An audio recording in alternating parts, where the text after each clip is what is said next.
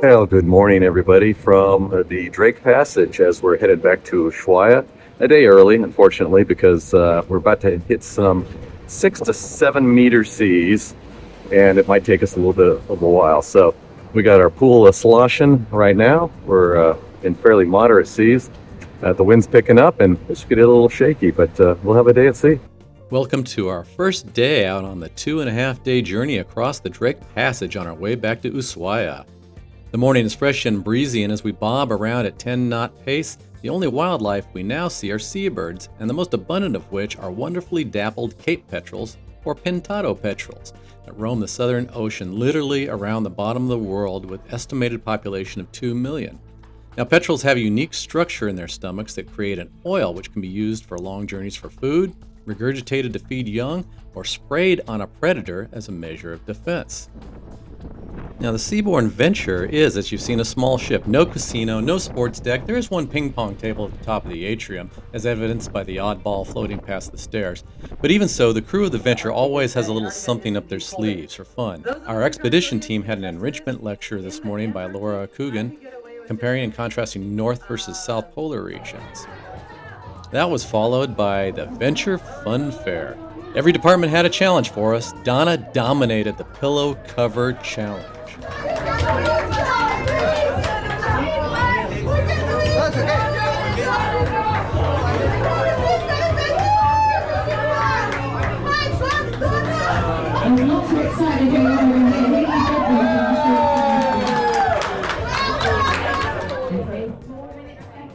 Now, Mr. Medfit Culture had to show off that he was stronger than all the other non-endurance athletes, and did so, though, in fairness, with his offhand in the lift and hold competition.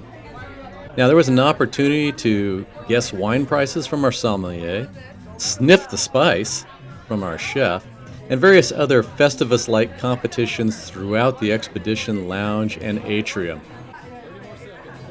And given some of the grumpy clientele from missing a day in Antarctica, it wasn't too far of a look to find somebody airing grievances as well.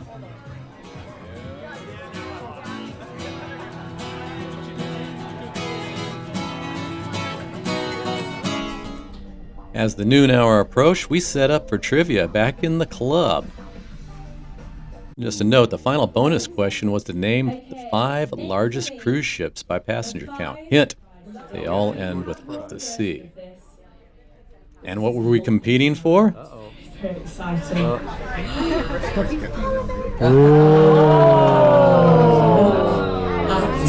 This, isn't it gorgeous? It comes in a lovely black colour. You've got the Seabourn logo there in gold. You've got this lovely white piping around the rim as well, which just oozes luxury. It just screams, luxury shopping. It's got all the design features of all your other, high-end designers, Gucci, Louis Vuitton, Versace. Oh yeah, we got it. We are in the restaurant again for lunch, and there's 2 reasons we preferred the restaurant to the Colonnade. First is we had our same evening staff for lunch service that we had for dinner, and Jose, Lupe, and the entire team took excellent care of us and our special dietary concerns. We also just loved getting to know them, and it was quiet enough that you had time for conversation with the team. Secondly, the Colonnade we collectively labeled as the shit show. It's just too small of a space if you get a rush, and particularly since most days sitting outside wasn't an option in the polar regions. The team in the Colonnade is very nice, but they're just overwhelmed. We did on this day, though, sit down at a table in the Colonnade at 12:15, and we all took bets and agreed that if we hadn't seen a server by 12:30, then down to the restaurant we go. So we headed down for a nice fish lunch in the restaurant.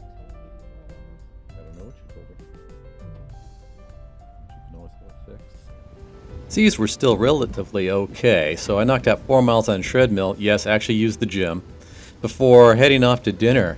We used some of our shipboard credit for a nice Chateauneuf de Pape, which paired well with the ravioli appetizer and the beef short rib. Seas were building, so we started to notice the absence of some of our fellow travelers.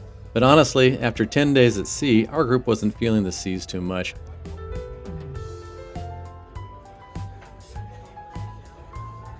Bread au soufflé. We have a sundae and the pot de crème. And certainly nothing was stopping us from having multiple desserts this night. It was all good, and we were now ready to see the crew in action on a version of Liars Club hosted by Olivia with the ship's doctor, Nate, and a very special, well, let's just say, guest. It was a good time had by all. And we let the Drake rock us to sleep tonight. Well, we are rocking this morning. During the previous night's expedition briefing, Juan mentioned an old sailor's trick for combating seasickness. Take a piece of cotton and place it in the ear opposite your favorite hand. So with this likely placebo in place, we started the second day on the Drake in the bow lounge. Feeling just fine, although Donna Doobie wasn't tempting fate, she had the patch on. A day away from Antarctica, though, it seems like a good time to review the Seabourn Antarctic Experience. This expedition was labeled as the 13-day Antarctica exploration cruise. Figuring for arrival days in Buenos Aires and days to travel from Ushuaia to Antarctica, this left 7 days for the Seabourn Antarctic Experience. And knowing a little bit about the volatility of weather and schedules, we had chosen this itinerary to allow for the extra day over the Seabourn 11-day Great White Continent itinerary, which budgets 5 days for the Antarctic Experience. And between the two, I feel we made the right choice. As followers of the series know, we lost the last day due to weather, and this is not uncommon. So I recommend you mentally budget the lost day into your expectations, and if all works perfectly, treat any additional time on the ice as a gift from the sea gods. All said, though, our 6 days of Antarctic experience broke down into 6 landings, 3 of which were on the continent itself, and 3 landings were on islands along the peninsula.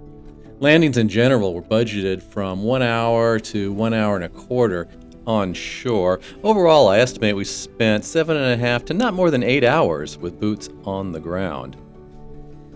We also had 4 Zodiac tours available, and Zodiac tours were usually budgeted to 90 minutes to an hour 45 depending on conditions. So we spent about 5 hours or so on the Zodiac tours. The Seabourn team was also sure to celebrate key polar milestones such as the polar plunge, crossing the Antarctic Circle, and they held some nice special events like the Caviar on Ice deck event.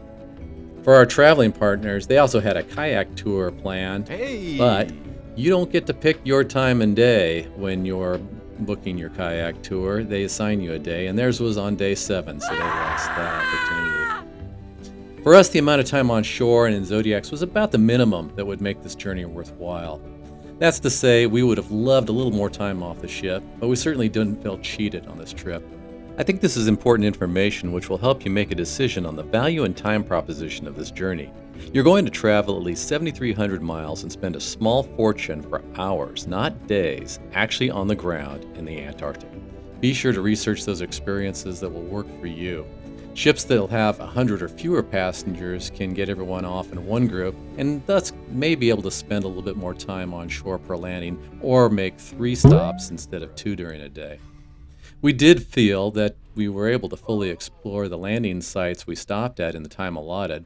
So unless there was an additional potential to, say, hike further on shore, or unless you're a hardcore photographer and wanted to dwell around the wildlife for that perfect shot, I'm not sure that most people on our expedition would stay for any longer than we had available to us. Yeah, right.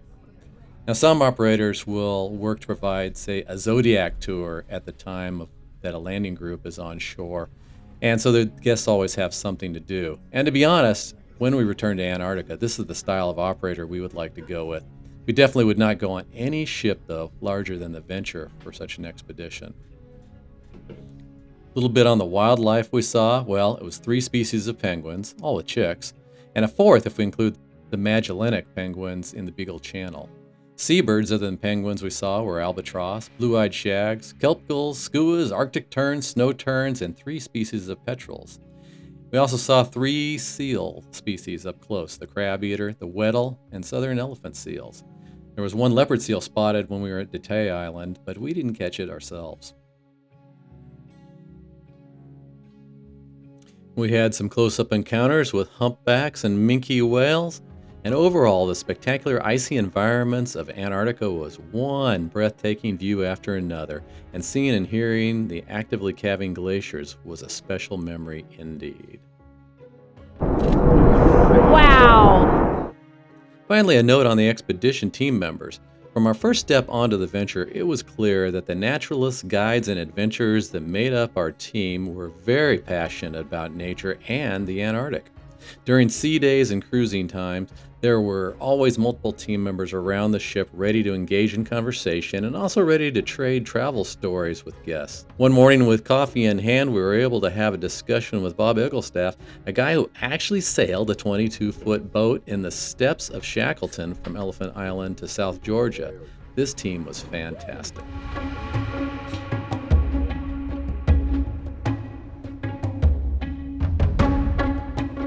After the bow lounge and some nice splashing around, we grabbed a little gelato to go and tried to catch the lecture on Captain James Cook as the TV flopped around before we had to join trivia.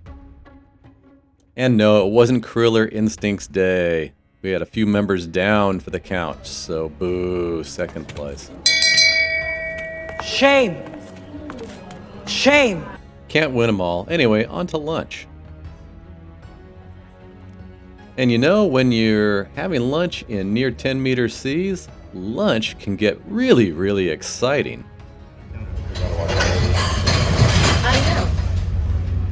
You guys want to watch a movie tonight? Just find it on the computer. Triangle of sadness. I need to watch it. Oh, Donna, your water. Yeah, this one. Oh, come on. Oh, you want me to get it around the corner? Yeah. We might come to you. Get your water.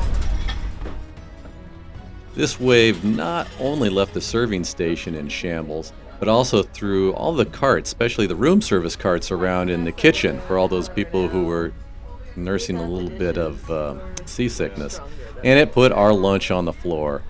Seas were just heavy enough to really feel like an adventure, though. But remember, these are only the fraction of the size of the waves that regularly hammer through this notorious stretch of ocean. Needless to say, our lunch had to be redone, so it was a nice long lunch. But, to be honest, we had nowhere else to be today. Fortunately, none of the kitchen or restaurant staff or crew were hurt when the room service carts went flying. We were a little disappointed by some of the lack of battening down for rough seas we experienced on this ship, not the least of which were all these dishes in the restaurants and a lack of any way to lock cabin TVs into place. After all, this is an expedition ship.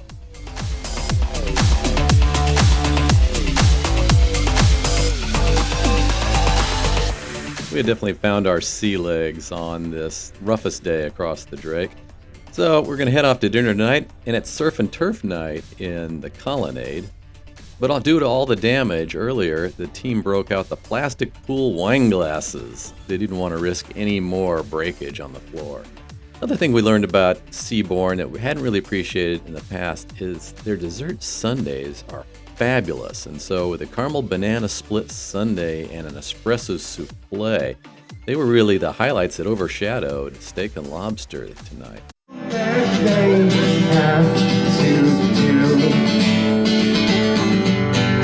They always just play with my mind.